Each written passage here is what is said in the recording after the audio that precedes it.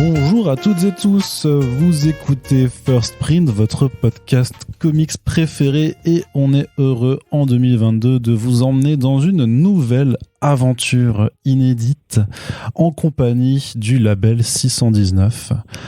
Si vous aviez apprécié notre précédente mini-série Les Chroniques de Doggy Bags, sachez qu'en ce début d'année, nous sommes de retour pour vous proposer un podcast épisodique un petit peu pensé dans la même idée, tout simplement pour aller à la rencontre d'une autre œuvre emblématique du label 619 qui s'appelle Mutafukaz.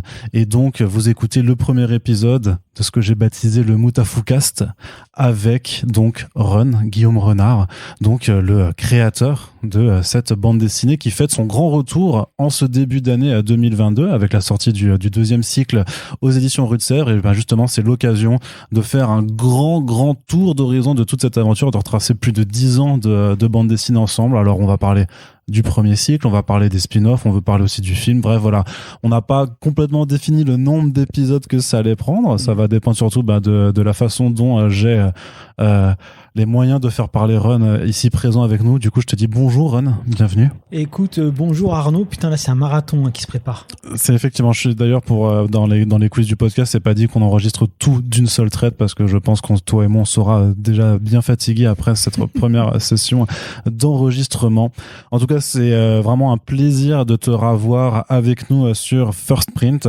On avait beaucoup apprécié de pouvoir faire déjà plusieurs podcasts avec toi, avec Mutafukaz 86, avec les chroniques de Doggy Bags. On avait même pu faire une petite un petit Q&A, enfin une petite présentation à la galerie Acheter de l'Art l'été dernier. Donc voilà, c'est une collaboration, j'ai envie de dire, qui se passe plutôt bien. On continue. Et donc voilà, on va continuer. Alors on va justement commencer par le commencement avec Mutafukaz, mais avant d'aborder Muta en tant que tel, faut qu'on parle un petit peu juste de dessin et de ton historique par rapport au fait que t'es dessinateur professionnel, t'es auteur professionnel depuis maintenant pas mal de temps, et de voir en fait comment t'en es venu là. Alors t'as fait un podcast il y a pas longtemps avec la vignette, donc on va pas te demander tes influences, on va pas refaire tout le parcours comme ils l'ont déjà fait, mais on vous invitera en tout cas à aller écouter ce podcast où tu as été invité récemment. Mais grosso modo, est-ce que tu peux me dire ton passif de lecteur de BD et à quel moment en fait t'as commencé à vouloir dessiner et à en faire ton métier? Vouloir dessiner, tous les enfants veulent dessiner, je pense. Tous les enfants dessinent d'ailleurs. Mais moi, il se trouve qu'assez vite, on s'est rendu compte que j'avais un truc en plus, quoi. Je revois mes dessins, même aujourd'hui, je revois mes dessins de quand j'avais 4-5 ans. Je vois vraiment clairement qu'il y avait un petit truc dans les dessins où je fais par exemple la différence avec mes propres enfants, et je vois effectivement qu'il y avait un truc en plus. Moi, j'avais découvert la bande dessinée grâce à ma mère. En fait, elle me lisait pas d'histoire pour enfants, elle me lisait de la bande dessinée quand j'étais petit. En fait, je suis fils de cheminot et on était abonné à la bibliothèque de la SNCF à l'époque. Et il y avait tout un rayon bande dessinée. Alors, c'était les classiques, tu vois, c'était les années, c'était le début des années 80. C'était surtout les classiques. Donc Astérix, Tintin, les Schtroumpfs, enfin vraiment basique de chez basique, en termes de franco-belge, je parle. Et j'ai découvert la bande dessinée comme ça, très très très petit. Et voilà. Et c'est vrai que les premières bandes dessinées que j'ai eues, c'était les Schtroumpfs. C'était vraiment un kiff. Il y avait le dessin animé qui passait sur les chaînes belges. Moi, j'ai grandi dans le nord de la France, donc on y avait accès. Donc c'est sûr que c'est beaucoup plus accessible aussi pour un enfant. Donc c'était vraiment les Schtroumpfs à 2000%. Jamais été trop Tintin, un peu moins Astérix aussi. Mais c'est comme ça que j'ai découvert la BD. Et dès que j'étais petit, je voulais... Alors, je savais même pas qu'on pouvait en vivre, si tu veux. Je savais même pas que c'était un métier. Mais j'ai fait très vite de la BD, ouais. Enfin, ce qu'on peut appeler de la BD. Des petits dessins, des petits croquis, des petites histoires. Et même des petites BD, carrément. Mais toutes mal foutues, tu vois, avec des trucs qui sont en queue ni tête. Mais j'avais quand même compris qu'il fallait faire des cases avec des dessins dedans et puis des bulles avec du texte dedans. Alors les bulles étaient là, les textes voulaient rien dire. Les personnages étaient dessinés dedans. Et puis voilà, je m'inventais comme ça des histoires, mais très petit, 5 ans. Et puis petit à petit, je dessinais énormément. De toute façon, quand j'étais petit, je dessinais vraiment beaucoup. Et ensuite, quand on me demandait quel voulait être mon métier. Ouais, je disais dessinateur de bande dessinée sans trop savoir ce que ça voulait dire, tu vois. Et ça, après, ça m'est passé en grandissant. En grandissant, je me suis dit, bah ouais, non, après, j'ai voulu être cascadeur. À un moment donné, j'ai voulu être, alors ça, tu vas pousser des cris, mais j'ai voulu être CRS.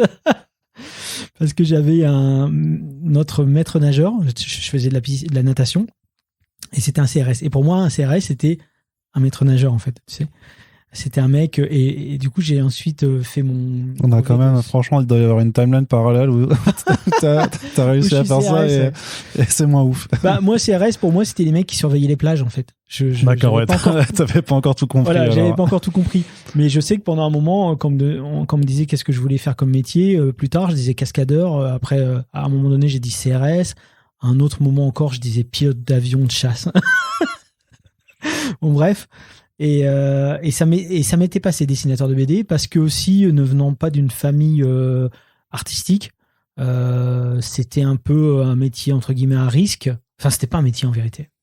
Ouais, il te disait que c'était pas sérieux, qu'il fallait que tu trouves un vrai métier. Prof de dessin. Ouais, voilà. Prof de dessin. Ma mère, elle me disait, dans le pire des cas, ça sera prof de dessin. Donc pendant un moment, je me souviens que je disais aussi prof de dessin parce que ma mère m'avait plus ou moins convaincu que dessinateur de BD, c'était pas vraiment un métier, si tu veux. Donc voilà. Donc très petit, j'étais plongé dans la bande dessinée. Beaucoup des auteurs franco-belges classiques. Et puis ensuite, en grandissant, j'ai découvert progressivement les mangas. Enfin, d'abord les comics, au travers des Strange, etc. Puis ensuite les mangas, puis ensuite les comics un peu plus durs. Mais je te parle d'une ère qui est... Aujourd'hui, c'est peut-être difficile à se mettre ça en tête, mais il n'y avait pas Internet quand même, quoi. Donc, moi, en plus, venant vraiment d'une petite ville dans le nord de la France, on n'avait même pas une librairie, quoi, si tu veux. On avait une maison de la presse, c'est tout ce qu'on avait. Donc, j'ai tout découvert sur le tard, finalement. Tu vois, tous les classiques des comics, que ce soit Watchmen ou, tu vois, Liberty, etc., ça, ou The Dark Knight, tu vois, j'ai découvert ça plutôt tardivement, tu vois, vers 13-14 ans, tout simplement parce que j'y avais pas accès, en fait. Donc voilà, la bande dessinée. Et puis ensuite, je suis rentré à l'école des Beaux-Arts. Bon, en vérité... Donc ça, c'était pour être prof de dessin, alors, quand même. Ouais, en fait, je savais pas. C'est-à-dire que... C'était juste que tu disais, je sais dessiner, a priori, vas-y, j'y vais, je vais essayer de voir ce que ça peut donner. J'ai fait un bac économique et social pour faire plaisir à la famille, en gros. Voilà, ma mère, elle voulait que j'ai, tu vois, un bac en poche, parce que pour elle, c'était ça la sécurité, et puis c'est comme ça qu'elle a été elle-même éduquée, tu vois.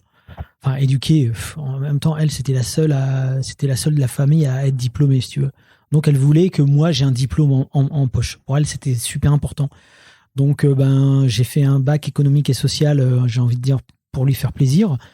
Mais clairement, je savais pas quoi faire. Tu vois, moi, j'avais des potes, justement, à mon lycée qui me disaient, ouais, viens pour une école de commerce ou des trucs comme ça. Je disais, mais attends, qu'est-ce que je vais foutre en école de commerce? Puis en plus, j'avais quand même ce truc où je continuais malgré tout à dessiner. Donc, je me suis dit, je vais peut-être m'orienter vers... quelque chose. Alors, à un moment donné, il y avait F12 à l'époque, c'était art appliqué. Tu vois, mais encore une fois, je savais pas du tout à quoi ça correspondait parce que j'ai pas de modèle chez moi, il y avait personne pour m'aiguiller. Mais il se trouve qu'il y avait une école de beaux-arts à Cambrai, là où j'habitais.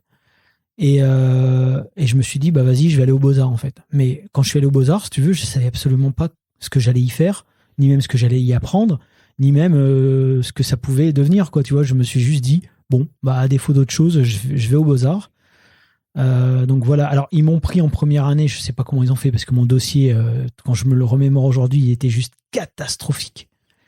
Catastrophique, mais ils ont peut-être senti, je sais pas, une motivation, un truc. C'était très BD. Je me souviens, putain, c'est la honte. Je me souviens d'une BD. Je faisais des BD en noir et blanc et je les faisais en noir et blanc parce que ça me faisait chier de colorier. Mais par contre, le sang, j'aimais bien le mettre en couleur. Donc, elles étaient noir et blanc et rouge. Ouais. Et je me souviens que t'imagines, pour te dire à quel point on était à côté de la plaque, j'avais présenté ça à mon dossier. Et puis le directeur, c'était directement avec le directeur de l'école. En regardant ça, il dit. Graphiquement, c'est intéressant, noir et blanc et rouge. Et dans ma tête, je me disais, c'est juste que j'ai pas colorié, en fait. Et puis d'un coup, je me suis dit, tiens, il y a des choses qui m'échappent. Et puis je sais pas, lui, il a dû y voir une sensibilité particulière, je sais pas. Bon bref, toujours est-il que je me suis retrouvé en première année là-bas. Et là, j'ai commencé à m'éloigner du dessin, paradoxalement, en rentrant en Beaux-Arts. C'est-à-dire que il fallait absolument pas reproduire des codes de BD, ni de manga, ni quoi que ce soit. Il fallait repartir sur les bases. Même sur la photographie, on a commencé à faire de la photographie au travers de Sténopé, tu sais, de caméra obscura, c'est-à-dire une boîte en carton que tu troues. Enfin, vraiment, on reprenait les bases des bases, quoi. De la gravure sur bois, donc du lino, de la gravure sur cuivre avec une presse du 19e siècle, de la mosaïque, enfin, des trucs qui sont. Alors, c'était une école de beaux-arts, mais spécialité art graphique. Ouais.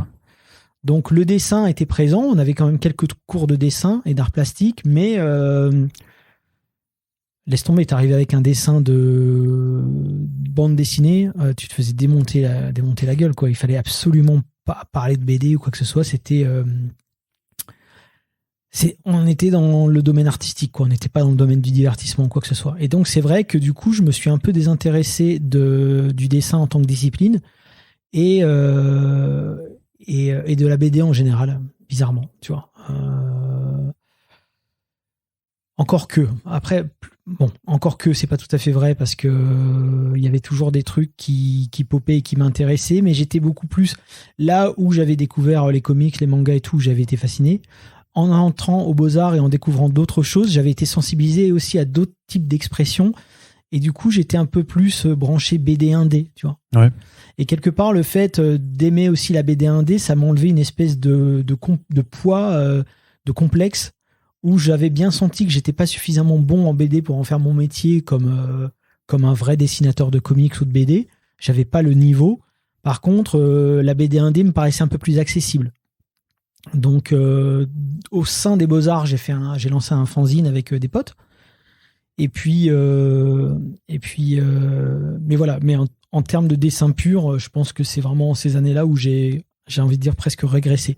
Par contre, je me suis enrichi de plein de nouvelles choses et de plein de façons de m'exprimer que j'avais pas imaginé auparavant. Tu penses que c'est là aussi que tu as pu un peu définir ce qui allait devenir ton style de dessin ? Ouais, je pense. Même si quand je réfléchis avec un peu de recul et beaucoup de sincérité, je me dis que tout ce que j'ai mis en place dans le tome 1 de Mout of Kaz, c'était aussi pour pallier à certaines maladresses ou lacunes de dessin. Tu vois, j'en avais quand même conscience. Tu vois, quand j'ai commencé à faire le tome 1 de Mout of Kaz, je savais quand même que j'étais pas bon, si tu veux. Mais que j'avais peut-être quelque chose à raconter différemment.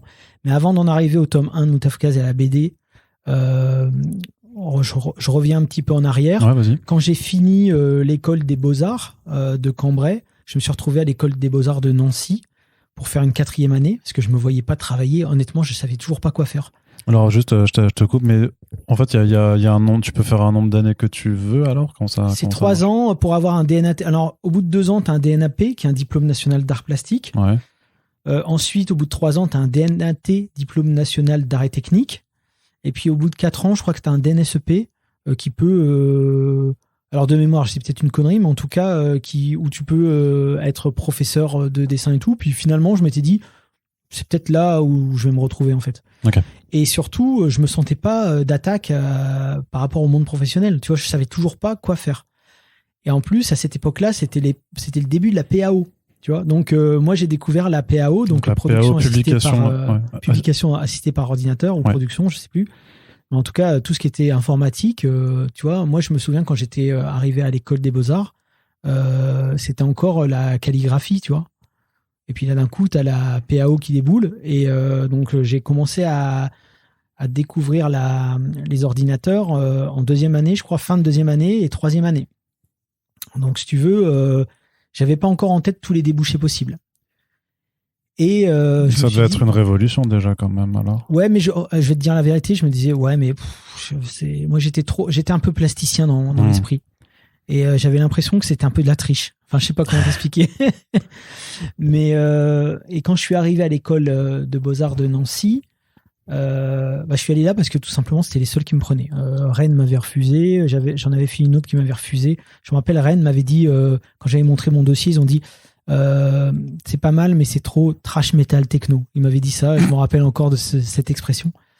Et du coup, Nancy m'avait pris. Et quand je suis arrivé là-bas, c'était ma première année en tant que, je veux dire, étudiant autonome, où j'avais ma chambre à moi tout seul, etc. Hein. Donc un petit 9 mètres carrés sans frigo avec une plaque chauffante et puis un petit bureau, une petite télé, bon, bref. Le rêve de tout étudiant. Ouais, mais c'était chez moi, tu vois. L'appart 777, d'ailleurs, qui est après. Ah, c'est de là que ça... C'est de là que ça vient, ouais. Ok.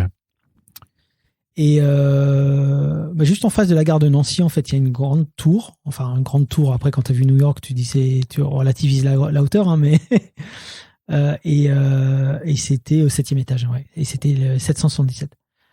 Et comment ça s'est passé, c'est que je me suis pas intégré en fait à cette école. Tout le monde se connaissait depuis la prépa.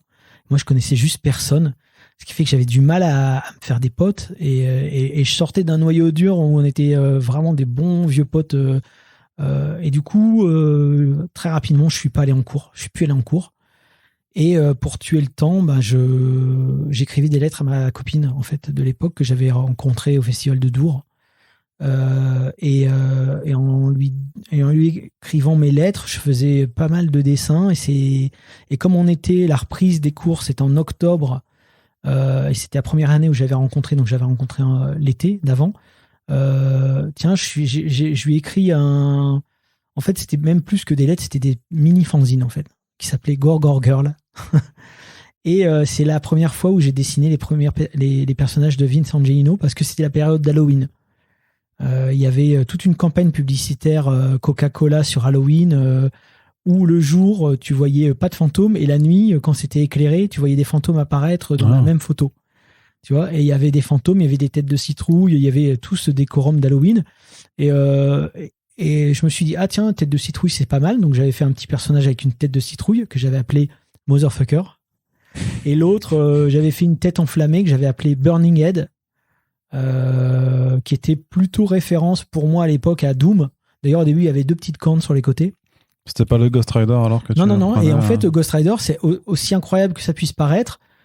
C'est vraiment tardivement que j'ai tilté. Je me suis dit, mais attends, Ghost Rider, il est déjà comme ça, tu vois.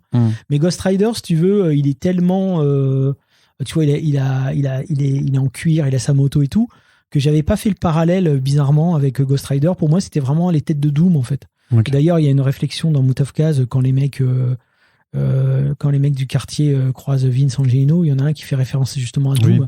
Oui. Ça rejoint les origines du personnage, en tout cas dans la création. D'accord. Et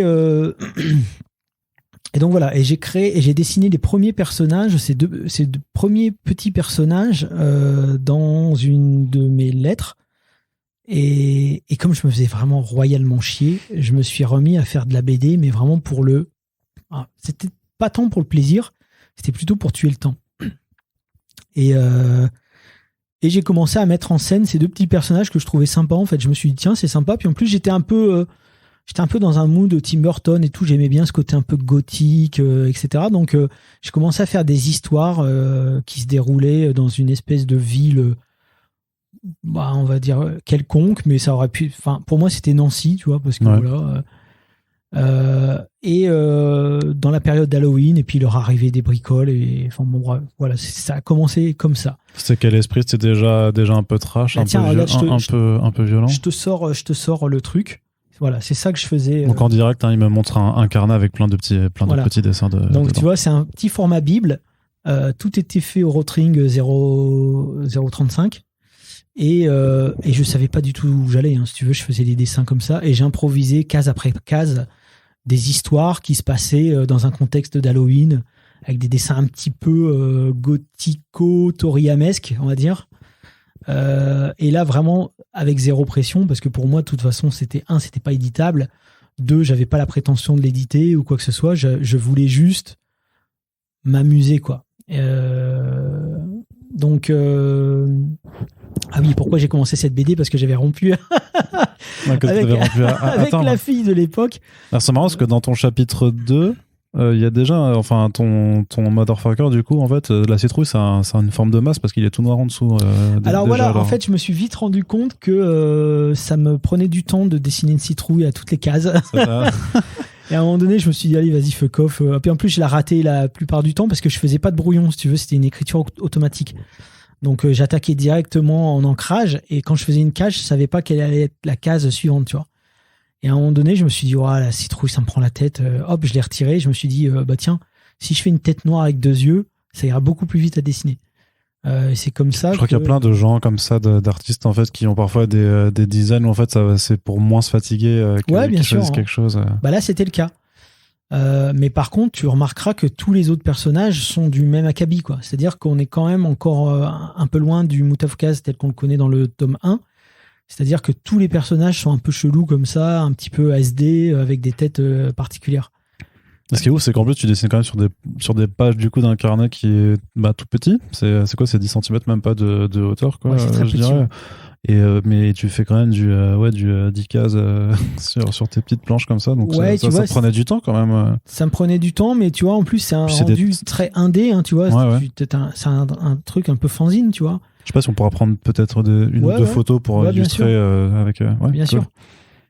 Et donc j'ai fait mon année comme ça en dessinant ces personnages-là et donc c'était que des petites histoires. Au début, c'était plutôt des histoires à sketch et puis au fur et à mesure, j'ai commencé à me dire tiens, ça pourrait être marrant de les confronter à une invasion extraterrestre parce que ça faisait partie de mes références depuis toujours, les films et surtout les films de science-fiction des années 50-60. C'était vraiment ma grande passion à l'époque. Et je les découvrais plus ou moins à cette époque-là, hein, tu vois, parce que je suis vieux, mais pas tant que ça quand même. Et avec la VHS, tu vois, quand je faisais les brocantes, j'achetais les jours où la Terre s'arrêta, tu vois, la guerre des mondes de 53, enfin vraiment tous ces grands classiques. Et l'esthétique me plaisait à fond. Et je me suis dit, tiens, je vais essayer de faire une invasion extraterrestre et de confronter mes 2 personnages, entre guillemets, d'Halloween à cette invasion extraterrestre. Et progressivement, ça a commencé à prendre forme dans ma tête. Et je me souviens que l'école de Nancy, forcément, ne m'a pas... m'ont dit que je devais redoubler, en fait. Tu vois. Ouais. Dit, en même temps, tu t'es pas planté. Oui, c'est ça. C'est ça. Alors, j'avais fait quand même, si tu veux, j'avais quand même passé les UV, comme ils disent. Et en plus, en vérité, je trouvais que c'est pas... C'est quoi les UV, les unités de... Unités de valeur, ouais. C'est-à-dire les examens pour savoir si tu peux passer à l'école, à l'étape suivante. Ouais. Il fallait faire un catalogue, je me rappelle, pour un théâtre, le théâtre de Bussan, qui était dans les Vosges. Et moi, j'avais fait un truc, honnêtement, aujourd'hui, je trouve que je suis sûr que ça passe, mais à l'époque, c'est pas passé du tout. C'est-à-dire qu'ils voulaient moderniser le théâtre, et moi, ma façon de moderniser le théâtre, c'était de reprendre des vieilles gravures de dictionnaires, et avec une typo un peu... si tu veux, je reprenais vraiment tous des vieux trucs, et je faisais... pour moi, la modernité venait de la mise en page. En fait, eux, ils ont dit, non, mais là, les vieilles gravures, c'est pas possible. Eux, ils voulaient des trucs genre avec de la couleur et tout, ils m'ont fait doubler. Puis en plus, ils m'ont dit, on t'a pas vu de l'année, donc non. Tu n'auras pas dit, mais regardez, je fais un petit carnet avec des dessins dedans. Vous allez voir, c'est super sympa. Donc, je me suis dit, waouh, ok, il va falloir repartir sur une année. Encore une fois, j'étais pas intégré, là, je vais l'être encore moins. Et puis, je suis parti en vacances. D'ailleurs, les dernières vacances avec mon père, ma mère, ma sœur, tu vois. On est allé en Espagne.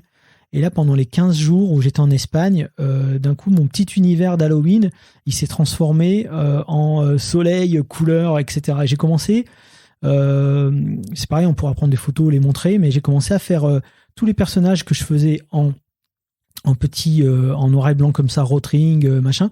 Ils ont commencé à prendre un peu plus d'ampleur et j'ai commencé à les faire à l'aquarelle pendant ces 15 jours-là. Donc j'ai fait Vince, Angelino, comme ça à l'aquarelle. D'un coup, j'ai fait un colonel, je savais pas pourquoi. Réminiscence d'Akira, j'en sais rien. J'ai commencé à faire des catcheurs, j'ai commencé à faire des forces de police un peu particulières.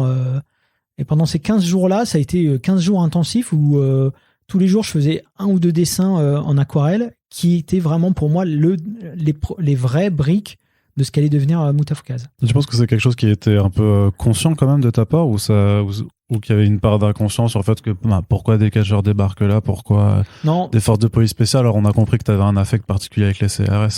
Du coup, je sais pas, peut-être que le fait d'être en Espagne au soleil près de la plage, ça a rappelé les maîtres nageurs. mais tu vois, c'est comment est-ce que... Parce que c'est toujours les questions qu'on se pose après. C'est vraiment la façon dont les créateurs, dont tu fais partie, en fait, conscientisent ou pas vraiment l'univers qu'ils sont en train de développer. C'est-à-dire, je veux mettre de ça. Ou alors juste ça vient comme ça parce qu'à un moment tu veux faire. Ouais, ça vient comme ça. C'était plutôt ça vient comme ça. Et pendant que je les faisais, j'avais mon esprit qui gambadait en me disant bah tiens, ces mecs-là, ça pourrait être éventuellement des personnages que Vince Angino, qui s'appelait pas encore Vince Angino, ouais, non, c'est ça, ouais. regarderait à la télé, tu vois. Puis sans plus, tu vois. Puis ensuite, je continuais. Tiens, les forces spéciales, je m'étais inspiré pour mes forces spéciales, je m'étais inspiré des transporteurs UPS, tu vois, donc rien à voir.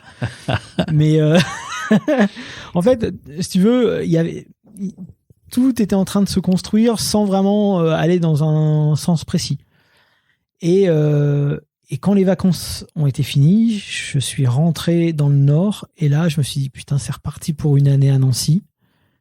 Et j'ai un pote qui était avec moi à l'école des Beaux-Arts de Cambrai qui me dit putain, je viens d'être embauché dans une boîte qui s'appelle Teamschman. On va tout déglinguer. Je dis mais attends, c'est quoi, comment et tout. Et là, il m'envoie un article d'un magazine qui avait américain ou anglais, je sais plus. Le titre, c'était la boîte la plus hype du monde. Et c'était, ça parlait de Teamschman, donc à Lille, précurseur du contenu Internet. On était à l'époque du 52 kilos octets, mais il faisait déjà du divertissement en ligne avec Macromedia Flash.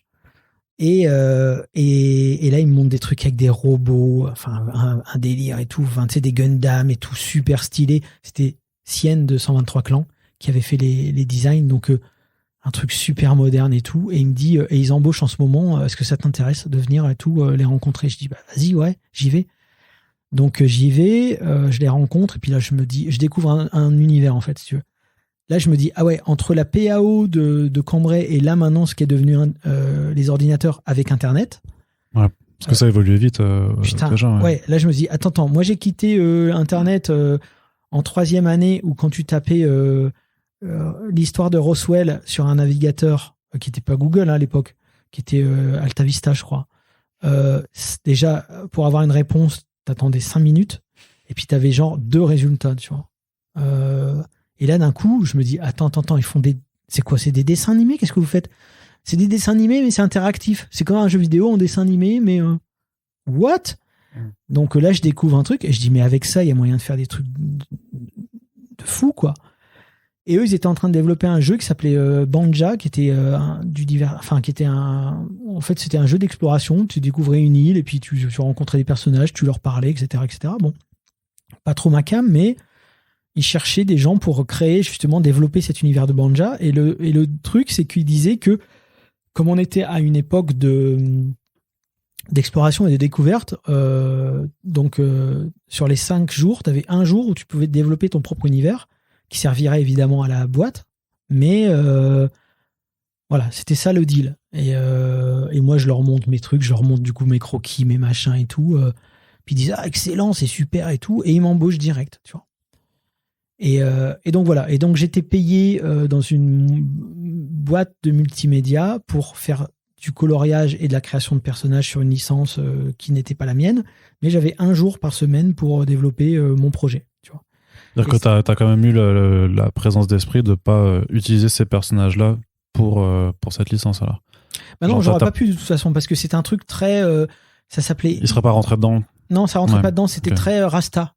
D'accord, ouais. Tu vois, c'était la vibe très tropicale, c'était un petit Rasta, tu vois, avec des grosses dreads et des lunettes, et c'était très... il faisait de la musique, tu vois... c'était très zen, c'était très peace, il fallait absolument pas de violence. Ah oui, d'accord, quand même. Le boss, Sébastien Kochman, disait moi, les jeux vidéo, c'est toujours on se tire dessus, on a des accidents de voiture, des courses, des trucs agressifs et tout. Moi, je veux un truc zen, peace. D'accord. Donc, de la découverte pure et dure, tu vois. Donc, moi, j'avais créé des assets dans le jeu, des trucs un peu chelous. J'avais créé, par exemple, le premier truc que j'avais fait, c'était une plante. Et puis, ça s'appelait une plante allée, tu vois, c'est débile, mais il y avait des pieds de vache qui poussaient, tu vois. Et puis, récolter son lait comme ça, tu vois. Bon, bref. Et puis, ils étaient quand même barrés dans cette boîte. Enfin, ça tournait, mec, tu fais des plantes à pie, s'il te plaît. Bien sûr qu'ils étaient barrés. En fait, ça tournait bien là-bas, tu vois.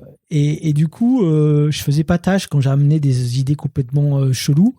Tout le monde disait excellent et tout. Donc voilà. Et c'est comme ça que j'ai commencé. Et puis donc le vendredi, je m'attelais à essayer de faire des animations avec mon univers que j'avais du coup appelé Mutafukaz, mais qui était le nom du personnage principal, qui n'était pas le nom de la série en fait. Et puis c'est au fur et à mesure que je me suis dit c'est un peu bizarre d'appeler le personnage Mutafukaz alors que c'est un nom au pluriel. Donc je me suis dit non, ça sera le nom de la série. Et puis lui, je vais l'appeler. Au début, je voulais l'appeler Booba. Tu vois, je connaissais pas le rappeur en fait. Par rapport à l'ourson alors. Ouais, par rapport à l'ourson. Puis je trouvais qu'il avait une bonne tête à s'appeler Booba en fait. Et puis j'avais un pote, il m'a fait oh putain, ça fait trop le rappeur de merde et tout. Je fais je connais pas et tout. Et puis en fait, il me fait écouter. Puis c'était les premiers trucs de Booba et c'est vrai que j'accrochais pas du tout. Je suis ouais merde, si tout le monde pense à ça, ça m'emmerde. Donc j'ai fait putain, je vais l'appeler comment? Puis j'ai appelé Angelino, bêtement rapport à l'univers du catch, tu vois, et Lino Ventura et tu vois Lino, j'aimais bien Angelino. Bon bref, je suis resté sur Angelino. Et puis voilà. Donc voilà, tous les vendredis, je développais un peu des animations flash. Mais encore une fois, ça n'avait ni queue ni tête. C'est-à-dire que je faisais un truc qui me faisait plaisir, qui me passait par la tête, genre des Mirage 2000 qui volent dans le ciel. Et puis à un moment donné, t'as Vince Angelino qui débarque sur un vieux coucou de la Première Guerre mondiale, tu vois. Et puis il y a un combat aérien qui commence. Et puis voilà, hop, ça faisait office de trailer ou de teaser d'un truc qui n'existait pas en fait. Et je faisais que ça, que des petits teasers, que des petits trailers. Que t'as encore aujourd'hui? Qui sont toujours bien sauvegardés quelque part. Voilà, malheureusement, avec Macromedia Flash, on peut plus y accéder. Ouais. Hier, j'ai mis en ligne justement une capture de ce site parce que justement on peut plus y accéder, dans lequel on peut encore les voir dedans. Donc j'ai mis tout, j'ai fait vraiment une capture en faisant tout ce qui était interactif, etc. Mais là, ça commençait vraiment à prendre forme. Et ensuite, cette boîte a grandi, Team Schman, et en fait, ils ont commencé à faire, comme il n'y avait pas de modèle économique par rapport à leurs jeux vidéo, ils ont commencé à faire de la prestation. Et moi, je m'y retrouvais plus. Et je disais, c'est quand même fou parce que on pourrait faire plein de trucs super cool. Il y avait 123 clans, eux, ils avaient fait une petite série qui s'appelait Georges Blut, qui était une espèce de petit extraterrestre tout foireux, tout foutraque qui se retrouvait genre au Nouveau-Mexique et puis qui était poursuivi par des forces de police et tout. Enfin bon bref, il y avait Rolito qui avait développé un projet qui s'appelait Billy. C'était une espèce de chien qui vivait dans une ville qui s'appelait Bermudas et il se passait plein de trucs surnaturels dans cette ville. Et voilà. Et puis moi j'étais avec mon projet Mutafukaz. Et puis et en fait notre boîte ne savait rien en faire. Et Banja, vu que c'était un truc gratuit et qu'il fallait rentrer de l'argent, si tu veux. À un moment donné, les investisseurs, l'argent des investisseurs font comme neige au soleil, et il fallait rentrer du cash. Donc, pour faire rentrer du cash, ils s'étaient mis à faire de la prestation pour des autres boîtes de création. Et moi, j'aurais dit, les gars, putain, on est une boîte de création à la base. Pourquoi on se retrouve à faire de la presta, tu vois? Et je leur avais dit, voilà, moi, je vous propose, vous me laissez, je crois que c'était 5 mois, mais je sais plus si c'est 3 ou 5 mois, et je vous fais un pilote.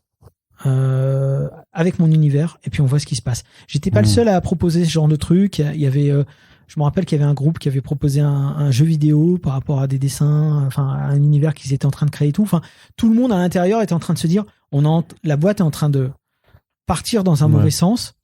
Il faut qu'on sorte quelque chose d'intéressant. Et il m'avait dit OK. Et donc j'avais pu faire une équipe de 3 personnes et c'est là où je me suis dit OK, maintenant je vais faire un pilote pour un prochain univers dont je ne savais toujours rien. Un jeu vidéo, un T'avais film. Des personnages, des ambiances, mais tu savais pas forcément ce que t'allais raconter. Ouais. Et je me suis dit, je vais faire qu'ils sont chill dans leur appartement. et d'un coup, tu as des forces spéciales de police qui débarquent. Et voilà. Je savais déjà, parce que dans mes petites animes que j'avais fait dans mes faux trailers, j'avais déjà fait une petite animation où on voyait que Angelino avait mal à la tête, ce qu'on retrouve dans la première BD, et qui voyait déjà des ombres bizarres. Donc, ce délire un peu They Live, Invasion Los Angeles, je savais déjà que je voulais faire un truc dans ce genre-là. Je savais déjà que lui voyait les choses que d'autres ne voyaient pas. Et je savais déjà que à cause de ça, il allait s'attirer des emmerdes. Donc je me suis dit, je vais faire une scène basique. Ils sont en train de chiller tranquille devant la télé, et d'un coup, il y a des forces de police qui débarquent. Ça défouraille, ça sera une grosse scène d'action, et puis ça sera en mode à suivre. Mais je ne connaissais ni ce qui se passait avant, ni ce qui se passait après. Ouais. Et c'est là que j'ai attaqué. Le pilote. Et d'ailleurs, à un moment donné, le personnage d'Angelino, il parle de la fédération. Tu vois, il dit The World Federation. Et en fait, pour moi, c'était pas encore les États-Unis. C'était presque, dans mon esprit, c'était la fédération. Ça voulait pas dire grand-chose. C'était occidental. Ça pouvait être l'Europe, ça pouvait être les États-Unis. C'était la fédération. T'étais pas encore obsédé par les États-Unis? Non, parce que j'étais pas encore allé. Et en fait, c'est par l'intermédiaire. Donc, on fait d'abord. Je reviens sur le truc. On fait cette animation. Donc c'est quoi, c'est Operation Blackhead? Operation Blackhead, ouais. Aujourd'hui, toujours disponible. Aujourd'hui, je mettrais plus pas ce nom-là, tu vois. Aujourd'hui, en 2022, parce que je me dis, le nom, il serait peut-être mal compris, tu vois. Ouais. En tout cas, c'est toujours disponible sur YouTube. C'est toujours disponible sur YouTube, ouais, bien sûr. Et il se trouve que le truc fait tilt au Sundance Festival. Ah ouais. Ouais. Okay. Et on m'invite à aller le présenter et tout. Et moi, j'y vais pas. J'ai peur. J'ai peur et je me dis non, je le sens pas et tout. Et il se passe un truc parallèle à ma vie, à ma petite vie tranquille de salarié, c'est que Sundance Festival, il est nominé. Et du coup, comme il est nominé au Sundance Festival, il est nominé dans d'autres festivals et le truc fait le tour du monde. Moi, je m'en rends juste pas compte. Et à un moment donné, on est même contacté par un mec qui veut faire un programme, il veut faire une émission très orientée public masculin, etc. Et il veut que dans son émission, il y ait une pastille animée avec les personnages principaux, tu vois, comme un petit sketch, comme ce qu'avaient été les Simpsons avant de devenir les Simpsons, si tu veux. C'est-à-dire, t'as une petite pastille, t'as les personnages, il se passe une connerie, un truc un peu edgy, un peu voilà. Et puis, et voilà. Et sur une grosse chaîne du câble américaine en plus, tu vois. Et moi, ça me fait peur. Je me dis, attends, je sais pas faire ça en fait. Tu vois, je veux pas savoir faire ça. Parce que le but, c'était vraiment de développer ça toujours en animation. Il y avait pas d'autre. Il y avait pas de but en fait. Il y avait pas de but. Non, il y avait juste, je fais ça pour m'amuser, tu vois. Et donc là, ce que eux voulaient en tout cas. Bah eux voulaient un vrai truc en fait. Et moi, je me dis, oui, donc t'as raison, ils voulaient un vrai truc en animation. Voilà, c'est ça. Sauf que nous, on avait mis 3 ou 5 mois à faire ça à 3 personnes. Et puis ma boîte, elle n'était pas en mode on va faire ça, tu vois. Eux, ils étaient vraiment dans la recherche de cash instant pour pas crouler, en fait, si tu veux. Et puis voilà. Et du coup, j'ai pas pris la balle au bon et de toute façon, j'avais pas l'occasion de le faire. Ce qui fait que moi j'ai fait pas mal de prestats sur des trucs divers et variés qui m'épanouissaient pas forcément. Et à un moment donné j'ai dit je me sens plus là. Tous les bons partaient ou étaient virés. En fait tous les têtes créatives et qui étaient un petit peu les têtes de Turcs qui voulaient ne pas laisser tomber cet aspect créatif de la boîte. Ils étaient soit virés de la boîte, soit ils partaient d'eux-mêmes. Ils étaient trop bornés alors, c'est parce que. Ouais. Ok. Et oui, parce que la direction voulait. Alors la direction, c'était pas Sébastien Kochman, le créateur initial. Il avait confié ça à un vrai manager qui lui, tu connais les bails. Lui, c'est les résultats quoi, forcément. Mais c'est normal, tu vois. À un moment donné, tu dois payer des salariés. Si t'as pas de rentrée d'argent, qu'est-ce que tu fais? Soit t'as une stratégie sur le long terme et tu crois au pouvoir créatif de ta boîte, soit tu n'y crois pas, ce qui était le cas, et ils se disaient c'est des jeunes cons, on va jamais réussir à faire quoi que ce soit avec eux, donc on va les faire bosser sur des trucs qui ramènent du cash maintenant, tu vois. Donc et moi j'ai vu les nouveaux profils qui rentraient dans la boîte et je me suis dit non, j'ai plus rien à voir avec ces gens-là. J'ai plus rien à voir avec ces gens-là. J'ai demandé à partir, ils voulaient me garder, Ils voulaient me propulser directeur artistique plus et tout. Je dis, mais pourquoi faire, tu vois? Donc j'ai dit non, je préfère m'en aller. Donc voilà, je suis parti. Mais bon, manque de bol, comme on avait fait le pilote officiel de Moutafkaz sur quand même les deniers de cette boîte, ils avaient déposé les droits. Donc bah voilà, c'est tout. Donc je me suis retrouvé au chômage. Et puis j'ai profité de mon chômage pour revoir tout ce que j'avais mis en ligne sur Moutafkaz au travers d'un site internet un peu plus propre où on pouvait explorer la fameuse chambre qu'on avait modélisée en 3D pour le pilote. Et je me suis dit, peut-être que ça intéressera quelqu'un qui me proposera peut-être quelque chose. Quoi? Comment? Mais tu voulais quand même que ça... Alors, il te propose quelque chose alors que pourtant, tu n'avais pas les droits. Ce que tu viens de dire, c'est que je me suis dit, ça arrangeront avec la boîte. D'accord, ok. Tu vois? Ok.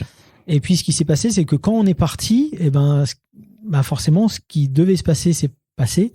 C'est qu'eux, ils ont fermé. Parce qu'il n'y avait plus de puissance créative. Donc c'est à cause de toi que Team Span a fermé. Non, mais c'est à cause de... Je pense que c'est un des... On cherche le coupable depuis 20 ans, et du coup, maintenant, on sait que c'est... Non, mais il y a eu un gros départ, tu vois. Rolito est parti, Danny Boy est parti. C'est à ce moment-là qu'on avait créé Semperfi, d'ailleurs. Moi, je suis parti en dernier parce que j'étais délégué du personnel. Donc c'est un peu plus compliqué. C'était un peu plus compliqué pour moi. Mais en tout cas, voilà, je suis parti plus tard. Mais voilà, et ensuite, on a créé Semperfi, qui n'a pas donné grand-chose au final, mais... parce qu'on n'était pas des gestionnaires, encore une fois, on était des créatifs. Donc monter même monter une association, si t'as personne qui fait les comptes, non, c'est chiant. Ça sert à rien, tout le monde veut faire son truc dans son coin. Bon bref, donc Semperfi c'est pareil, ça n'a pas tenu. Mais je suis parti, puis j'ai fait mon site. La boîte a croulé. Il y a des racheteurs qui sont venus racheter plein de licences, dont Banja, dont ceci, dont cela, et ils n'ont pas racheté Moutafkaz.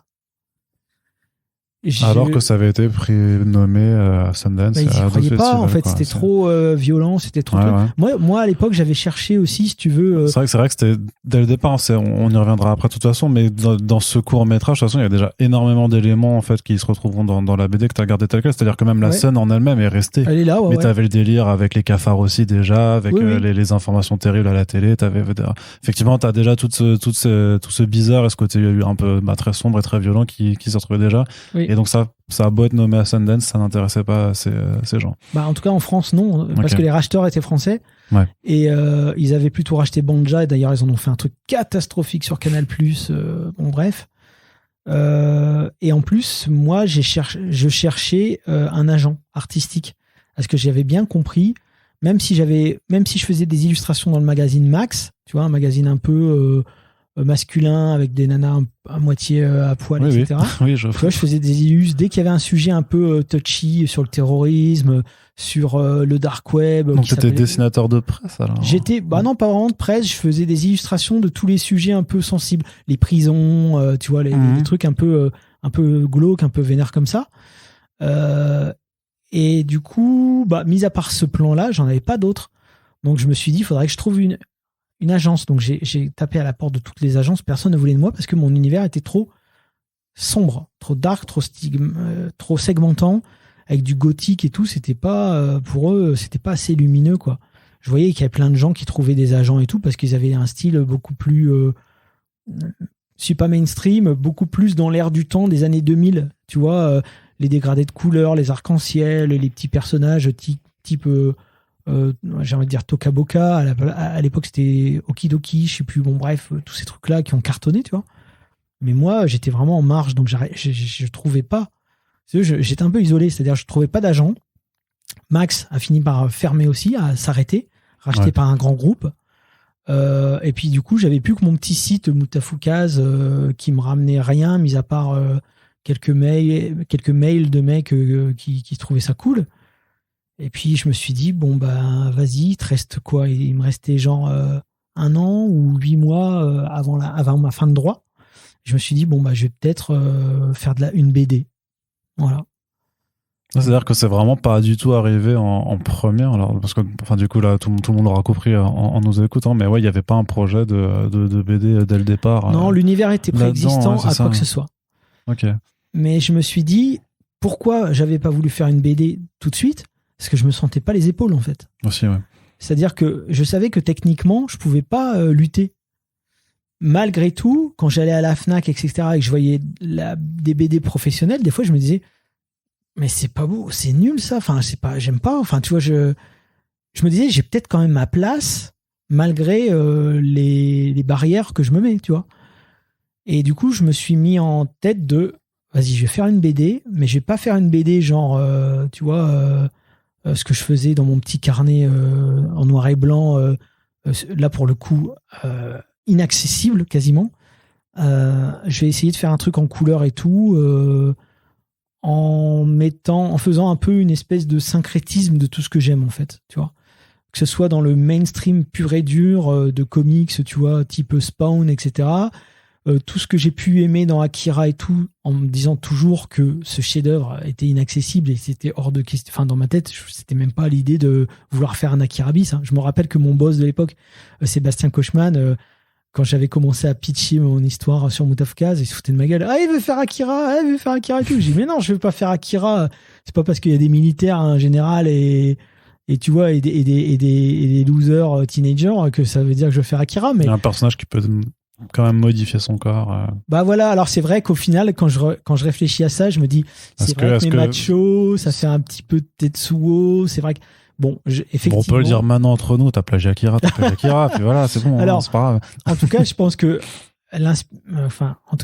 j'ai l'inspiration, inconsciente était bien prégnante et voilà, mais sachant pertinemment que je ne pourrais jamais faire un Akira, si tu veux. Donc je me suis dit, ok, mettons de côté toutes ces barrières mentales et vas-y, je fais ce que je sais faire et puis on verra bien et on verra si je trouve un éditeur. Donc j'ai commencé à faire les premières planches, j'avais entre 20 et 30 planches, je ne saurais plus dire exactement. Qui sont celles qui sont restées après ou c'est une ébauche que tu as... Non, qui sont restées, ouais, okay. Qui sont restées. Et j'ai pas trouvé. Donc j'ai pas trouvé d'éditeur, j'en ai fait beaucoup. Et du coup, je me suis dit, ah là, ça commence à être compliqué là, parce que j'arrive vraiment en fin de droit. Il y avait un éditeur qui avait été intéressé en Suisse, d'ailleurs qui m'avait fait un bizutage dans les règles de l'art. Il m'a fait, ouais, je fais faire ça à tous les auteurs, hein, c'est pour savoir et tout. En fait, il avait un bateau, tu vois, t'imagines, hein, déjà avoir un bateau, c'est un concept pour moi qui vient d'une famille extrêmement modeste, tu vois. Un bateau type, tu sais, petit bateau rapide là, qui trace. Ouais. Il était avec un pote à lui et il m'emmène sur le lac Léman, au milieu du lac Léman. Ok. Il a une bouée. La bouée, il la fout dans la flotte et il dit maintenant tu vas sur la bouée. Ah bon, pourquoi et tout. Ah, on fait tout ça et tout. Je dis bah vas-y, ouais, je vais monter sur la bouée et tout. Puis je dis, il va se passer quoi, tu vois. Expérience de soumission à l'autorité, ça quand même. Ouais, exactement. Mais bon, tu vois, je me dis potentiellement mon futur éditeur, tout le monde m'a raccroché au nez, hein, donc je me dis je sais pas, visiblement tout le monde fait ça. Et la bouée est rattachée à une corde. Ouais, il t'a tiré après. Ouais. Et il speed comme un taré. Quoi. Et c'était ça le bizutage, quoi, tu vois. Et il était impressionné parce que j'étais pas tombé dans l'eau. Mais il m'avait quand même mis un gilet de sauvetage. Bon, bref, je sais pas pourquoi je parle de ça, je digresse. C'est pour savoir si effectivement tu peux démarrer dans la BD en faisant du bouée, je sais pas comment on appelle ça. Ouais, mais sur le lac Léman. Mais quelque part. Croyant en vos rêves.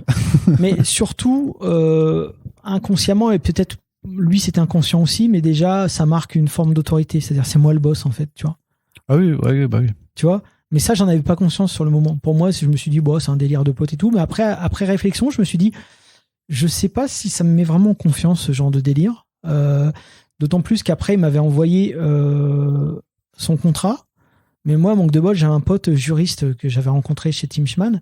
Et je lui ai fait lire le contrat. Il me fait, ouais, mais là, un souci, c'est qu'il n'y a pas de droit d'auteur, quoi. Je dis, bah ouais, mais c'est obligé qu'il y ait du droit d'auteur vu que je suis l'auteur. Il dit, ouais, mais si c'est pas stipulé sur le contrat, non. Je dis, bah, mais ouais, mais dans la loi française, ouais, mais là, c'est la loi suisse. Ah, donc le mec il me proposait en fait 5000 € pour faire toute la BD et pas de droit d'auteur derrière. Mais moi, si tu veux, 5000 € à l'époque, je me disais quand même, c'est déjà pas mal, enfin, si tu veux. Ouais, alors que c'est vraiment pas grand chose. Enfin, non, mais si tu veux, quand t'as rien. Oui, non, c'est sûr, oui, bah après, si tu nivelles par le et puis néant, en plus, t'as ton appart à payer, hein, l'air de rien. Donc je me disais, au pire, ça me fera un CV, tu vois. Et puis après, j'ai une espèce de fierté qui est remontée où je me suis dit non, je peux pas. Je peux pas tout simplement parce que quand je lui ai posé la question clairement, je lui ai dit est-ce qu'il y a des droits d'auteur? Il m'a dit bah évidemment. Et là, le fait qu'il m'ait dit ça, je me suis dit il m'a menti. Donc le traînage sur le lac Léman, c'est une chose, le mensonge, c'en est une deuxième. Et donc je lui ai refusé par mail et il m'a tapé un scandale par mail en disant t'as donné ta parole, t'as pas le droit de revenir en arrière et tout. J'ai dit mais j'ai donné si en fait ouais. J'ai dit j'ai donné ma parole de rien, on s'est quitté, j'ai dit ouais j'aimerais bien faire le truc avec vous. C'est-à-dire que quand t'avais croisé les doigts au moment de jurer non parce que moi j'étais à fond, moi je me dis bah ouais why not, mais on n'avait pas encore parlé d'argent si tu veux. Mais après, mais là l'argent, enfin on est là pour l'artistique, personne ne fait ça pour l'argent. Et le pire c'est que j'étais prêt à accepter, sauf que c'est terrible. Comme dans le contrat c'était écrit qu'il n'y avait pas de droit d'auteur, je me suis dit bah là non. Et j'ai dit bah oui, j'ai dit que j'étais ok pour bosser avec toi, tu m'envoies le contrat c'est un contrat d'arnaque, donc non, j'ai rien signé, donc ma parole que vaut-elle, tu vois. Donc et en plus je dis ça alors que je suis quelqu'un de parole, mais là j'avais rien signé, et puis en plus le mec, bon bref, peu importe, en tourloupe et puis ensuite les choses font que je rencontre Ankama en conduisant un pote pour faire un entretien d'embauche. Et là, je rencontre le boss. Donc ça, j'ai déjà rencontré maintes et maintes fois, mais je rencontre le boss qui me dit tu fais quoi et tout. Je lui parle de Moutafoukaz, il connaissait. Il dit qu'est-ce que t'en fais de ce projet-là maintenant? Je dis je cherche à faire une BD. Et là, il me dit ça tombe bien, moi je cherche à faire une maison d'édition. Voilà. Et c'est là qu'a commencé l'aventure Ankama. Et la contrepartie de tout ça, c'était que il me proposait carte blanche totale. Là où tous les autres éditeurs me riaient au nez quand je leur parlais de mon projet de éventuellement mettre un coup de frais sur la BD franco-belge. Et là, il me dit, tu fais ce que tu veux, format, ouais, fais ce que tu veux, papier, fais ce que tu veux, couleur noir et blanc, machin et tout, fais ce que tu veux. Vraiment ce que tu veux, ouais. Ce que tu veux, ouais. Fais ce que tu veux, j'ai dit, vas-y, on y va, on tente le coup, et puis, et voilà. J'étais à moins de 2 mois d'aller chercher un taf, un job alimentaire. Ah ouais, donc ça s'est quand même passé in extremis. Alors, ouais, quelque part, c'était une forme de sauvetage. Très bien. Bah écoute, c'était un bon préambule. C'était un peu, c'est l'avant Moutafoukaz au final. Donc, je propose que on s'arrête là pour cet épisode en tout cas. Ouais. Ça fait déjà donc vraiment tout le propos avant. Puis dès le prochain épisode, on va pouvoir attaquer le Moutafoukaz dans le dur, vraiment en parlant donc avec le premier tome et l'aventure chez Ankama. Merci beaucoup d'avoir été avec nous, Run. On espère que ça te fait plaisir d'enregistrer cette émission, ces émissions, parce qu'il y en a quand même quelques-unes en préparation. Et puis voilà, donc c'est la fin de ce premier épisode du Moutafoukast. On espère que ça vous plaît. En tout cas moi, ça me fait super plaisir de pouvoir l'enregistrer avec toi.